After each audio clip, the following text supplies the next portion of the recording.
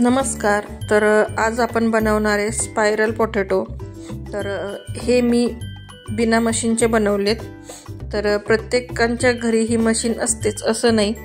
तर बिना मशीनीचे हे स्पायरल पोटॅटो कसे बनवायचे हे मी तुम्हाला दाखवते.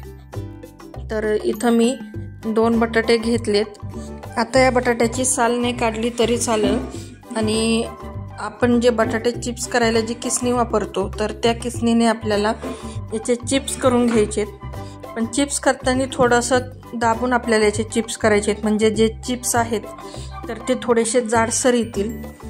तर या पद्धतीने मी थोडेसे जाडसर असे चिप्स बनवून घेतलेत. तर आता इथं सगळे चिप्स बनवून तयार झालेत. तर इथं मी अशा लाकडी स्टिक घेतल्यात. ह्या बाजारामध्ये इझी मिळतात.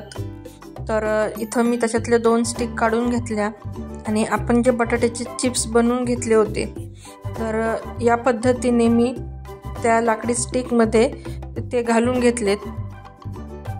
तर याच पद्धतीने आपल्याला दोन्ही पण स्टिकमध्ये सेम या पद्धतीने बटाट्याचे जे चिप्स आहेत तर ते आपल्याला घालून घ्यायचे आहेत. तर हे बघा, मी इथं दोन्ही पण याच्यात बटाट्याचे चिप्स घालून घेतलेत. तर आता आपण ह्या बटाट्या चिप्सला लावायला मसाला बनवून घेतोय. तर त्याच्यासाठी मी इथं एक कटोरी घेतली. त्याच्यामध्ये मी 2 चमचे मैदा घालून घेते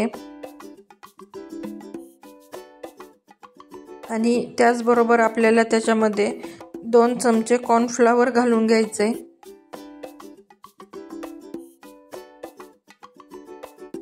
तर मी इथं 2 चमचे मैदा आणि 2 चमचे कॉर्नफ्लॉवर हे घेतलंय.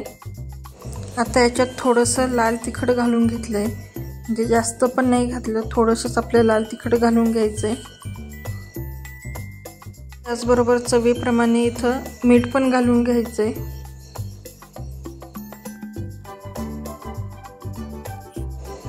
आणि आता याच्यात त्यांना मी थोडासा खायचा कलर घालते. जे नाही घातलं तरी चालतो, पण म्हणजे जरा थोडंसं कलरफुल असलं तर मुलं कसं आवडीने खातात, म्हणून मी इथं थोडंसं ना खायचा कलर पण घालून घेतला आहे. आता हे जे सगळ्या गोष्टी आहेत तर याला आपल्याला ना चांगलं असं मिक्स करून घ्यायचं आहे. तर इथं मी हे सगळं या पद्धतीने मिक्स करून घेते. त्यानंतर याच्यात आपल्याला थोडं थोडं पाणी घालायचं आहे आणि आपल्याला याचं एक बॅटर बनवून घ्यायचं आहे. म्हणजे आपण जसं बटाटा भजी काढायला जसं पीठ बनवून घेतो त्या पद्धतीने आपल्याला याचं चांगलं असं बॅटर बनवून घ्यायचं आहे. तर इथं आपलं जे बटाट्याला लावायला जे आपल्याला पाहिजे बॅटर तर ते बनवून तयार झालं आहे. आता काय करायचं, आपण जे स्टिकमध्ये जे बटाट्याचे चिप्स बनवून आपण जे घालून घेतले होते तर त्याच्यावर या पद्धतीने आपल्याला हा सगळा मसाला लावून घ्यायचा आहे. तर इथं मी या पद्धतीने आपले जे बटाट्याचे चिप्स आहेत तर त्याला सगळा मसाला लावून घेते. तर या पद्धतीने मी आपला जो मसाला आहे तर तो सगळ्या बटाट्यांना असा लावून घेतलाय. इथं आता मी एका कढईमध्ये तेल गरम करायला ठेवलं होतं. तेल चांगलं कडकडीत तापून द्यायचं आहे आणि त्याच्यानंतर आपले जे स्टिक आहेत तर ते याच्यामध्ये या पद्धतीने घालून घ्यायच्यात. जर तेल चांगलं तापलेलं नसेल तर बटाटा पूर्ण नरम पडतो आणि म्हणजे कुरकुरीत होत नाही. तर तेल हे एकदम चांगले कडकडीत तापलेलं पाहिजे. तर या पद्धतीने मी दोन्ही पण आपले बटाट्याचे जे रोल आहेत किंवा जे आपले स्टिक आहेत तर त्या मी तेलामध्ये घालून घेतल्यात आणि याला चांगलं असं तळून घ्यायचं आहे.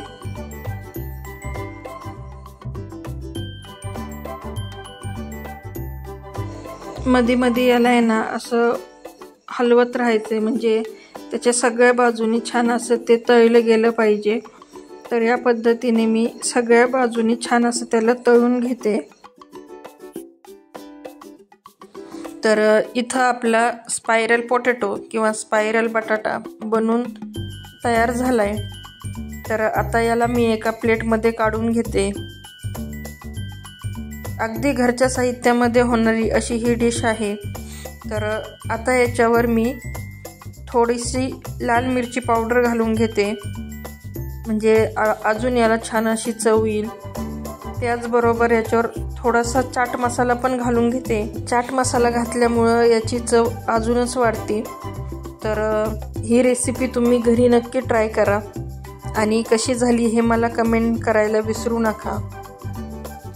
आणि जर माझ्या चॅनलला अजून सबस्क्राईब केलं नसेल तर माझ्या चॅनलला नक्की सबस्क्राईब करा आणि बाजूला जे बेल आयकॉन आहे त्यावर क्लिक करा।